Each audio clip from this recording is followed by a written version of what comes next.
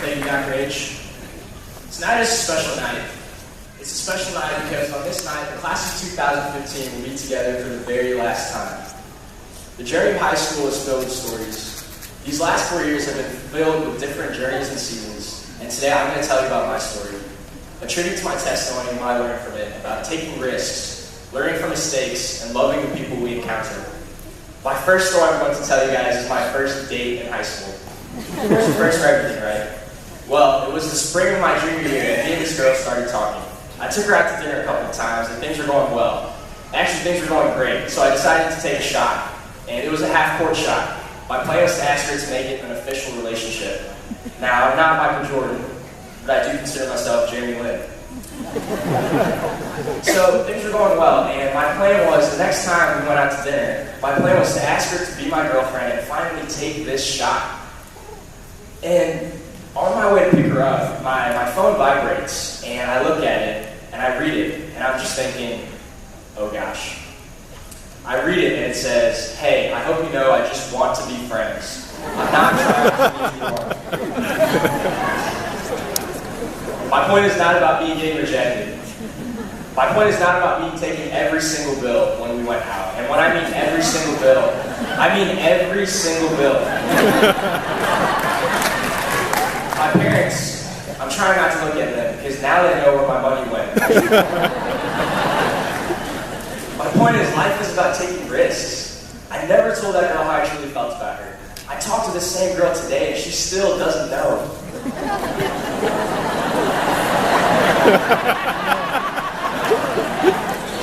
I've grown to understand these last 4 years that the unexpected only happens in my life when I grow out of my comfort zone.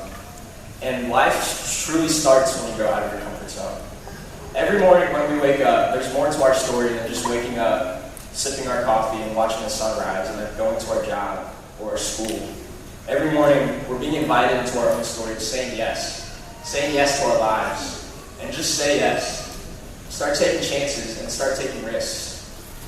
Moving forward, over and over again, it seems like every grad speech tells you to reach for the stars as if it were an original metaphor. No one really ever tells us how to get there, or better yet, what to do when you get there. Which leads me to my next point. We're going to make mistakes. My biggest mistake lasted 2 years. I was a freshman. Give me a break, I was a freshman. So, my first day of my freshman year, I walk into school with a Justin Bieber hair flip, dripping in Axe cologne, and this collared t-shirt because apparently everyone looked that way. I was wrong. It took me a while to realize I didn't need the hair or the collared t-shirt because that just wasn't me. And I'm wearing a collared t-shirt right now, but I'm not talking about that.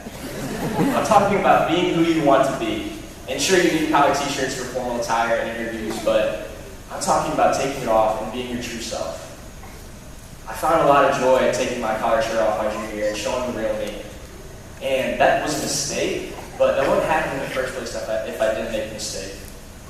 The hardest part about mistakes is not learning from it. For me, it was doing. For example, the world tells me to eat very little fast food, and, well, I don't do that. What I'm trying to get at here is, you can tell someone to learn from their mistakes, but unless you do, then there's no point in the first place. So do. Turn your test into your testimony, and your mess into your message. Finally, the journey of high school has a wide spectrum of difficulties, hardships, and happiness. There's been full of different season journeys. Some people might have had the best 4 years of their life, others not so much.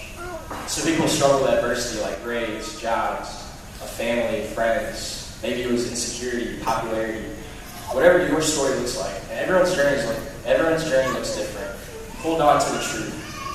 For me, the only truth that's worked has been love. And you might be thinking, well, what is this guy thinking? He just got rejected by a girl. I'm not talking about that kind of love. I'm talking about the kind of love that spreads. A love that opens a door for someone, or tells someone to have a great day. Little kind bits and pieces of love that go a long way that no one ever seems to spread. Words like love and grace and hope aren't just on a Christmas card to send them once a year. They're meant to actually do something. At some point, everyone here in blue hats were strangers, and then love changed that. I'm going to tell you about my bottom of the barrel moment in high school not too long ago. It was the winter of my senior year, and things weren't going so well.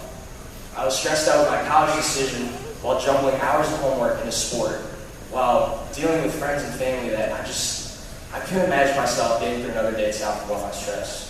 On my way to school in the dead of winter, my best friend looks me in the eye and says, "Fight the good fight. Anton, fight the good fight." And those words struck me because I'd never heard that before. My best friend didn't just like me, he also loved me. And so hold on to people that love you. Hold on to the truth. The truth that we can't do this whole life thing alone or else we're toast. When fighting the good fight gets too hard to bear, have someone else for you, because that's what love is. Love did amazing things at South this year. In fact, love will continue to do that because love does. As I wrap things up here, this morning I ran into one of my favorite teachers this morning. His name is Mr. Lindquist, and he's retired, but what a great guy he is. And somehow, he ended up telling me his life story. He told me that he's had 3 surgeries over the past 20 years. One on his neck, his kidney, and his... I forgot it. Point is, he likes to talk for a really long time, and he ended up talking to me for 30 minutes today.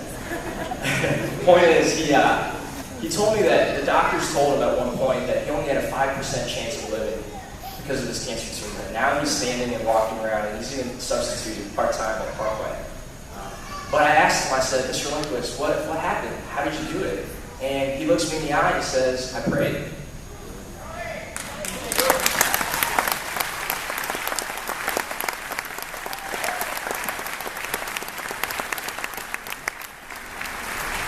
So that's Mr. Lindquist's story. My question to you before I leave you guys is, what is your story going to look like?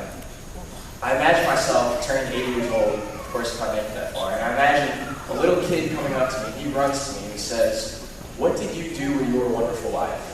And I hope that I can say something like Mr. Lindquist did. My prayer for everyone here is that when someone asks you that question, that you just have an incredible, loving, most unique story to your life. The speech is going to end the way it started. To my classmates in 2015, let's celebrate and appreciate each other, because it's the last time we're going to be together. Woo!